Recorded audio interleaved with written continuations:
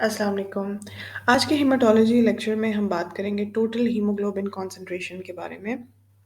I have already made videos on hematocrit, yeah, packed cell volume, and I've also made a video on total RBC count. If you're interested in that, you can check that out. So this video it talks about total hemoglobin concentration.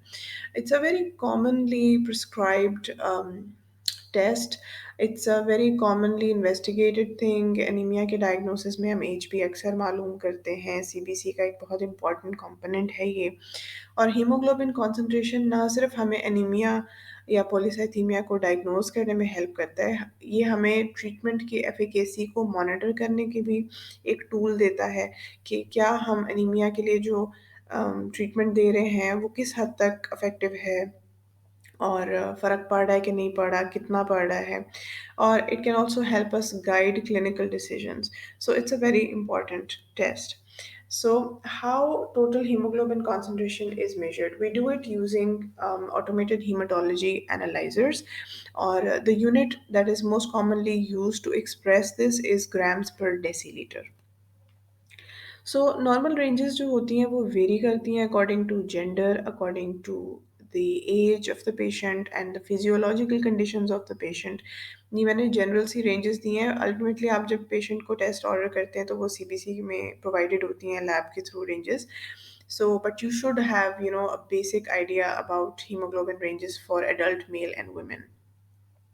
So, a few facts that you need to know are कि hemoglobin concentration pregnancy में in a normal pregnancy decrease करती है possibly because of hemodilution.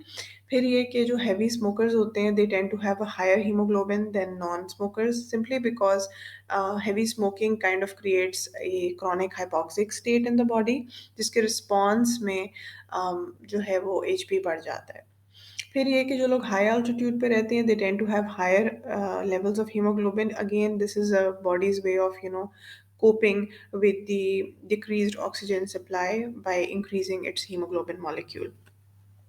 So briefly discuss करते हैं high haemoglobin और लो haemoglobin की क्या significance है. तो हाई हीमोग्लोबिन की क्या कॉजेज़ हो सकती हैं जी. पॉलीसाइथीमिया वेरा ये एक ऐसा डिसऑर्डर है बोन मैरो का जिसमें रेड ब्लड सेल्स की प्रोडक्शन ज़्यादा हो जाती है. किसी भी वजह से अगर क्रॉनिक हाइपोक्सिया है B it because of chronic obstructive pulmonary disease COPD या स्लीप एपनिया या हाई ऑल्टीट्यूड लिविंग ये सारी जो कंडीशंस हैं ये बॉडी को ज़्यादा आरबीसीज़ प्रोड्यूस करने पे जो है वो उस पे स्विच कर देते हैं. So that could be a cause. फिर ये कि डिहाइड्रेशन की वजह से समटाइम्स प्लाज्मा वॉल्यूम के लॉस होने की वजह से एक रिलेटिव इंक्रीज़ अपीयर करता है इन हीमोग्लोबिन कॉन्सेंट्रेशन, ये भी आपको कंसिडर करना चाहिए. फिर ये है कि एरिथ्रोपोएटिन किसी भी वजह से अगर पेशेंट में ज़्यादा है, चाहे वो उसने एक्सटर्नली लिया है या किसी मेडिकल कंडीशन की वजह से एलिवेटेड एरिथ्रोपोएटिन है, तो वो भी ज़्यादा RBC production and hence more higher levels of haemoglobin cause कर सकता है. So, why does it matter? Why high hemoglobin is a cause for concern? Again, because it will cause increased blood viscosity. It can increase the risk of your patient getting clotting, thrombosis, heart attack, stroke, and other thromboembolic events. लो haemoglobin की क्या significance है. Again common causes are anaemia obviously, iron deficiency, B 12 folate deficiency. फिर ये कि chronic kidney disease में erythropoietin कम बनता है, उसकी वजह से भी आरबीसी प्रोडक्शन कम होती है. फिर ऑब्वियसली इट मेक्स सेंस कि ब्लड लॉस की वजह से चाहे वो एक्यूट हो या क्रॉनिक हो उससे भी एचपी ड्रॉप करता है. बोन मैरो डिसऑर्डर्स जो कि उसकी प्रोडक्शन ऑफ आरबीसीज को कॉम्प्रोमाइज़ करें उससे भी एनीमिया हो सकता है.